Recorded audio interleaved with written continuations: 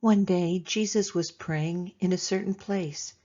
When he finished, one of his disciples said, "Master, teach us to pray, just as John taught his disciples." So he said, "When you pray, say, 'Father, reveal who you are. Set the world right. Keep us alive with 3 square meals. Keep us forgiven with you and forgiving others. Keep us safe from ourselves and the devil." Then he said, "Imagine what would happen if you went to a friend in the middle of the night and said, 'Friend, lend me 3 loaves of bread. An old friend traveling through just showed up and I don't have a thing on hand.' The friend answered from his bed, 'Don't bother me. The door is locked. My children are all down for the night. I can't get up and give you anything.'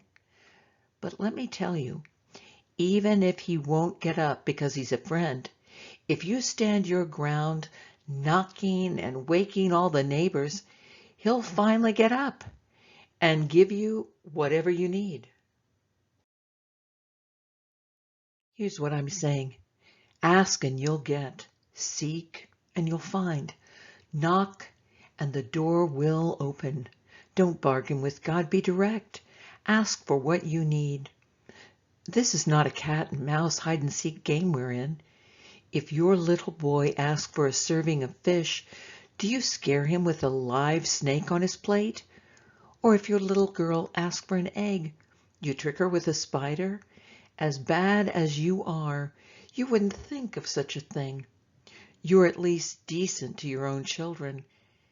And don't you think the Father who conceived you in love will give the Holy Spirit when you ask him?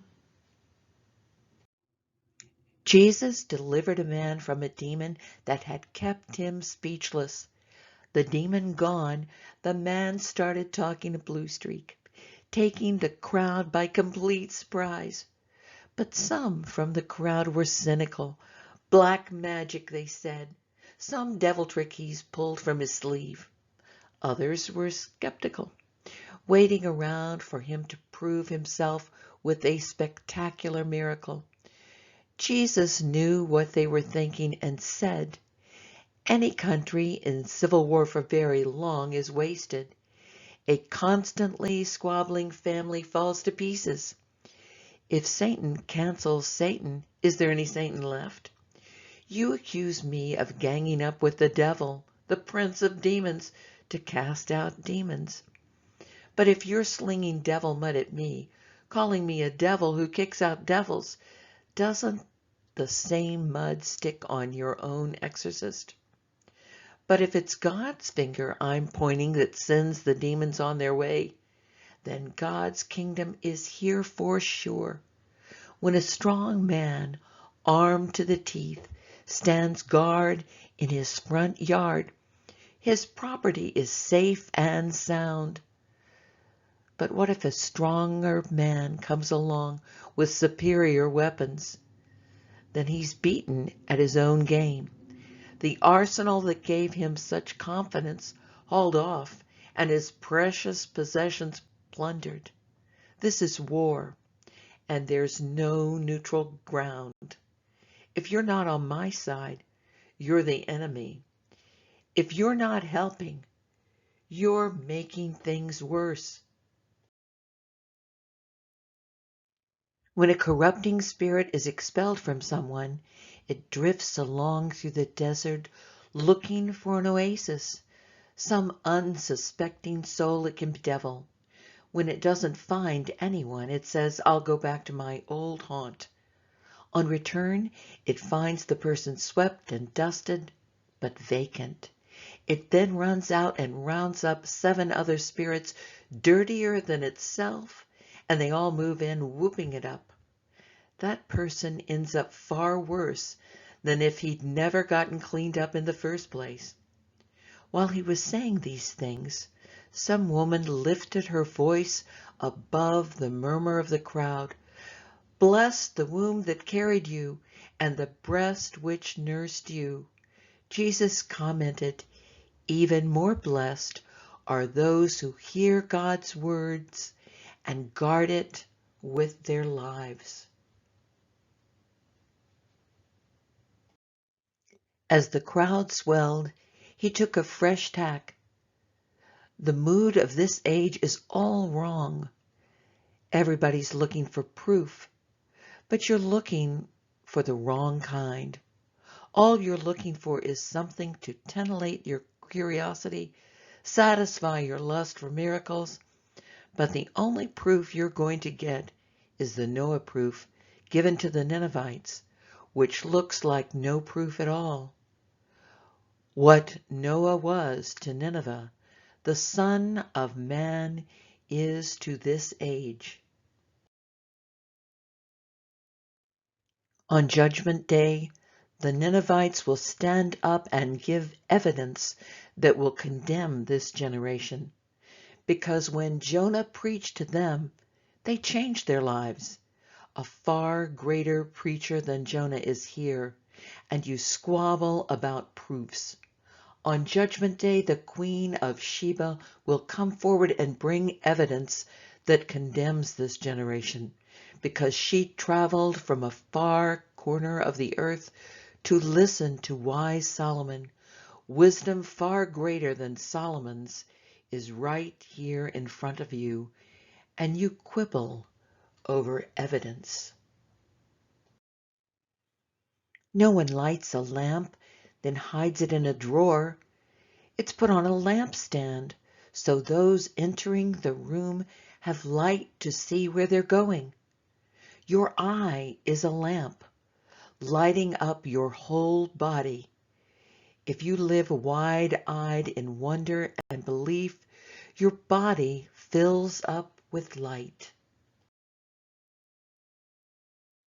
If you live squint-eyed in greed and distrust, your body is a musty cellar. Keep your eyes open, your lamp burning, so you don't get musty and murky. Keep your life as well lighted as your best lighted room. When he finished that talk, a Pharisee asked him to dinner. When he entered his house and sat right down at the table, the Pharisee was shocked and somewhat offended when he saw that Jesus didn't wash up before the meal. But the master said to him, I know you Pharisees buff the surface of your cups and plates so they sparkle in the sun. But I also know your insides are maggoty with greed and secret evil. Stupid Pharisees, doesn't the one who made the outside also make the inside? Turn both your pockets and your hearts inside out and give generously to the poor.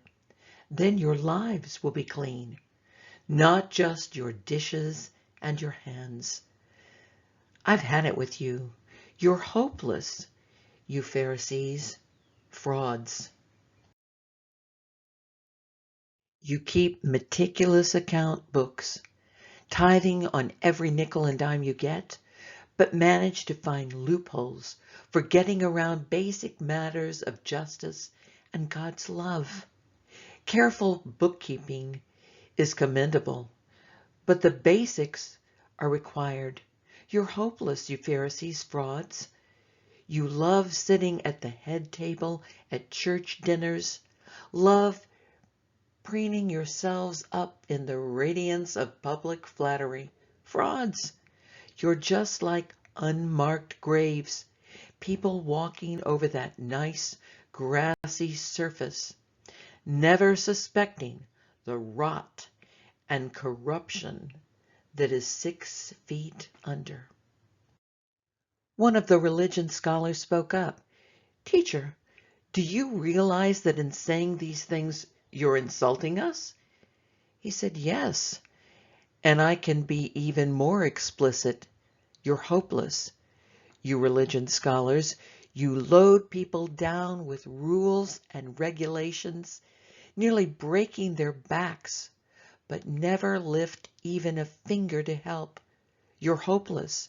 You're building tombs for the prophets your ancestors killed.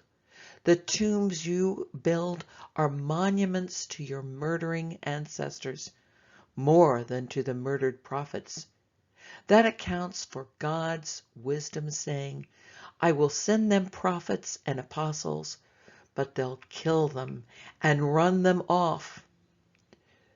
What it means is that every drop of religious blood ever spilled from the time earth began until now, from the blood of Abel to the blood of Zachariah, who was struck down between altar and sanctuary, is on your heads. Yes, it's on the bill of this generation that this generation will pay. You're hopeless, you religion scholars. You took the key of knowledge, but instead of unlocking doors, you locked them. You won't go in yourself and won't let anyone else in either. As soon as Jesus left the table, the religion scholars and Pharisees went into a rage. They went over and over everything he said, plotting how they could trap him into something from his own mouth.